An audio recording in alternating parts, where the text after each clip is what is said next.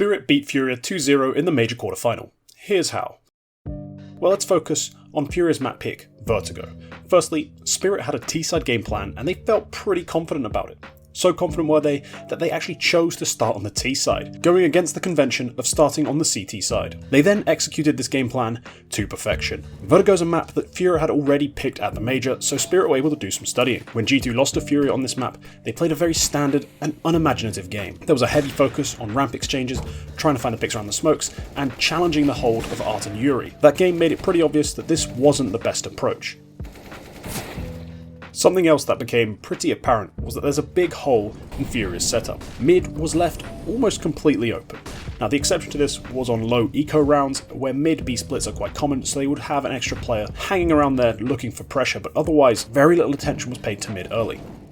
Spirit chose to pressure this area early and often, all while showing a default front. Chopper left Magix to cover for B aggression, and he dropped extra utility to Patsy to make his presence felt at the A ramp. He would then group up with Siren and Dexter in mid, where they slowly took control of the space forfeited by the Brazilians. Now, to Furia's credit, they'd actually make some adjustments and they had ideas of how to cover mid should it be pressured, but their adjustments were under the assumption that there'd be the occasional mid play, the occasional mid lurker, not a full-fledged committal to it basically every round for 10 rounds straight. Drop and save alternated attempts to hold mid, but they've got traded or got caught repositioning. These adjustments didn't work, these little ideas, these little holds didn't really work because they insisted on keeping 3 players at A. The mid and B players were therefore way too thin and incapable of getting a favourable trade. Even if Spirit weren't completely crushing through the mid player, getting all the space away to CT, they were still getting favourable trades and pulling the B player off of the site, allowing them to get that area for free as well, at which point the round was basically over.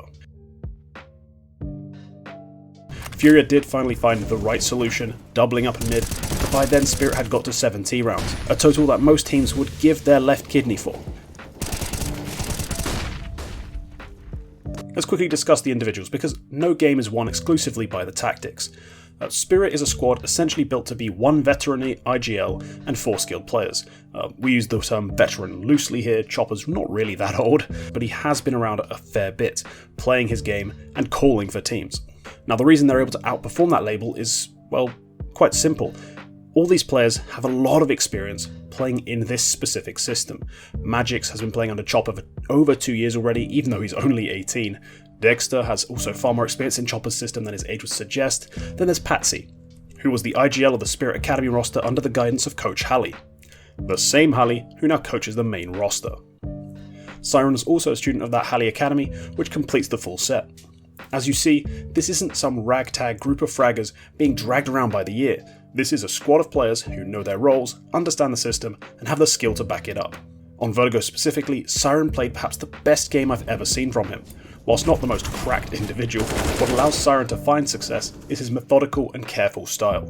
Look, his crosshair placement is not buttery smooth, he's not flicking onto everyone's head left, right and centre, but he's clearly locked in from round 1 to 28, rarely slipping up, and giving himself the best chance possible to win fights. I found almost no actual mistakes in his demo, only lost aim duels, which happens to everyone playing against Furia. Patsy and Dexter were also standouts in different ways, even if the scoreboard didn't entirely reflect this fact. Their impact came more sporadically and in more explosive moments, and we'll get into that a lot as we talk about the CT side. Furia are not the most complicated team to figure out on the T side. They mostly play out of 2 pods, one focused entirely on ramp and the other working around middle B. The exception to this is when the team plays even more grouped up, prioritising pace over any form of deceit.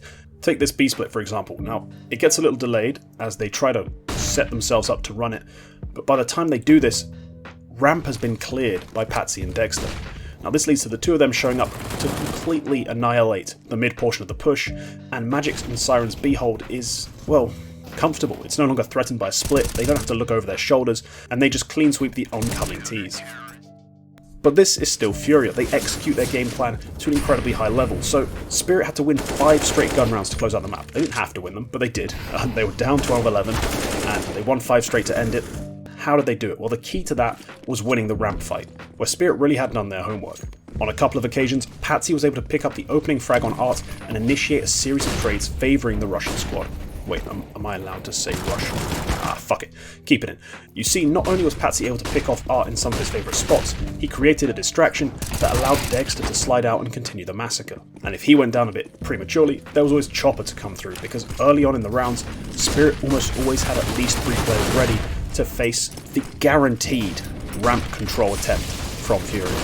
So okay, as I said before, once they've secured that ramp position, it's a question of finding and just trading out the final 2 players. And something I didn't like, actually, this is quite specific to Furia, was how slow they were to activate Drop on K-Serato. Let's use round 25 as an example. There are 20 seconds between the final ramp player dying and Drop making contact on B. By this time, Magix has come back from mid, Siren has travelled all the way from A to B, and Chopper is close by in mid to support with utility. Had they made more progress during and immediately after the ramp assault, they likely make the round expensive for Spirit, and maybe even make that round winnable.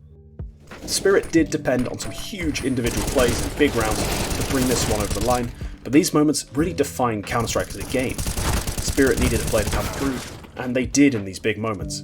Now, it does mean that the scoreline was maybe a little tough on Furia. I can confidently say that they were a handful of Angels away from at least making it to overtime, but this was the map they picked, and Spirit, they found the reads, and they made the right plays to bring this map over the line.